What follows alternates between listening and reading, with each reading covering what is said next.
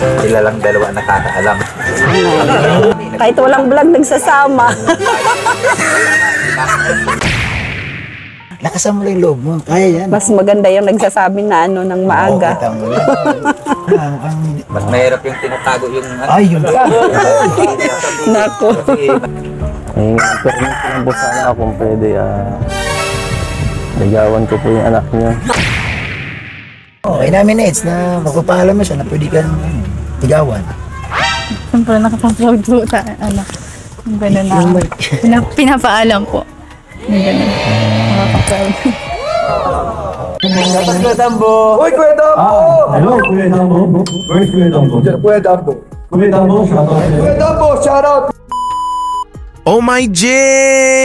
Hubby Eds humingi na nga ng permiso sa parents ng wifey Viancy niya naman ligaw ito. Grabe! Forever is love na talaga ang Edsay. Yehey! Sobrang saya nga dito ni Viancy kasi. Nagpaalam na nga ang hubby Eds niya sa parents niya. Yay! Proud nga daw si Viancy sa ginawa ng hubby niya. Oh my G! Wala na! Tapos ang usapan mga ka-Edsay, sa tamang oras at panahon ay makikita din natin ang Edsay na magmamahalan sa isa't isa hanggang sa dulo ng walang hanggan. Wala ngang problema kay tatay at nanay, kumbaga naka-full support nga lang sila kay Viancy kung anuman ang magiging desisyon nito pagdating sa pag-ibig. Nakakakiliig po talaga ang mga nangyari dito mga ka-Edsay. Oh my! Mapapasabi na nga lang tayo ng salitang love team na nauwi na sa totohanan. Yehey! Edsay is real! Edsay is normal! Edsay is forever!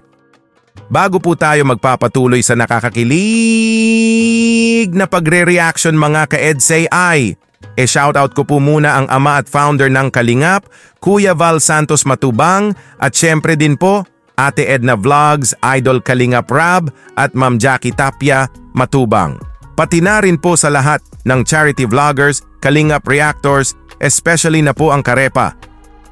Patuloy po nating suportahan mga ka-Edsay ang programa ng Team Kalingap sa walang sawang pagtulong nila sa ating mga kababayan.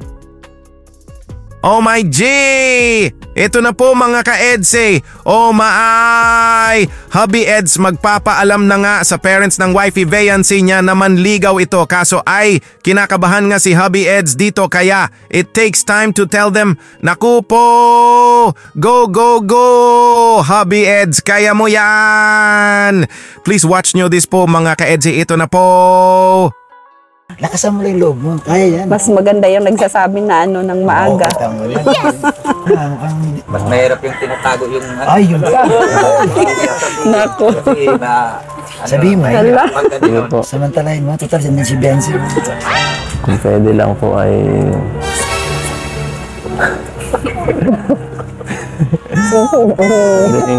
Sabihin mo huwag kang huwag kang kabahan. Mas maganda yung nagpapaalam ng maayos. Ito po kung ano lang po sana, kung permit lang po sana kung pwede, ligawan ko po yung anak niya. Oh my G! Sa wakas ay nagpaalam na nga si Hubby sa parents ng wifey Viancy niya. Yay! Sabi pa nga ni nanay dito na, mas maganda nga daw ang nagsasabi ng maaga. Yehey! Forever is love na talaga ang Edsay. Yes! At sabi nga din ni tatay dito na, mahirap nga daw kasi yung secret. Yehey! Wala na! Tapos ang usapan mga ka-Edsay, road to forever na talaga sina hubby at wifey. That's 100% sure! Yes! No problem nga kay nanay at tatay kung manligaw man si Hubby Ed sa Viancy nila kasi full support nga lang daw sila nanay at tatay kay Viancy kung ano man ang magiging desisyon nito about sa pag-ibig ito po! Ano na, narinig niyo na, sabi ni Eds?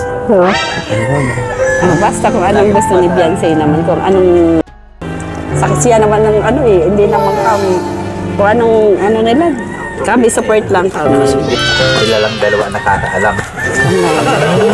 Mahirap yung nanguhula kaming dalawa. Kahit walang vlog nagsasama. Naman pa sila. Pero walang sinasabi. Wala naman sinasabi. Ano ba ang ano nila Status dalawa? nila. Mangulan. Una lang ay. Tataka na ka. Kumain lang isa. Magkasama pala sila. Tapos mamaya. Nandiyan na naman. Mapunta na naman sa dahil. Oh my G! Kahit walang vlog nga daw ay going out together sina hubby at wifey. Naku po! Ano sa tingin nyo mga ka-EDSI? Parang sila na talaga, yehey! Diba po may kasabihang actions speaks louder than words? Oh my G! Baka sila na nga at secret muna nila ito between the two of them lang muna. Yay! Sabi nga ni tatay dito na, sila nga lang daw ang nakakaalam. Baka tama nga si tatay dito mga ka-EDSI. Ano sa tingin nyo? Mag-comment lang po kayo please! Nagtataka na nga daw si tatay dahil always nga daw kasi nagkakasama sina hubby at wifey. There's something between the two of them na po talaga mga ka-EDSI! Binuking nga ni tatay, yehey! Everybody are happy nga dito sa bulong ni tatay, grabe! At ito nga po tinanong nga ni hubby ang wifey Viancy niya kung ano ang masasabi nito sa pagpapaalam niya about sa panliligaw. At ito nga ang naging sagot ni Viancy, ito po! Ano masasabi mo sa... Ano po? Hindi po muna siguro. Hindi, bumalik na yung tatay at nanay. Kuya Bob, binasted ako Kuya Bob. Binasted ako Kuya Bob. Hindi naman porke naniligaw, sasagutin na. Oo. Tama. Hindi naman porke naniligaw, kayo. Oo. Nagpaalam lang siya. Nagpaalam lang Siyempre, siya. palagi ka nang hinahatid sundo. Mas maganda yung nagsasabi rin ng personal kaysa yung naglilihim na silang dalawa lang nakakaalam. Yun, tama naman. Bakit tayo si Biancy ba walang binabanggit sa iyo? Wala man sinasabi.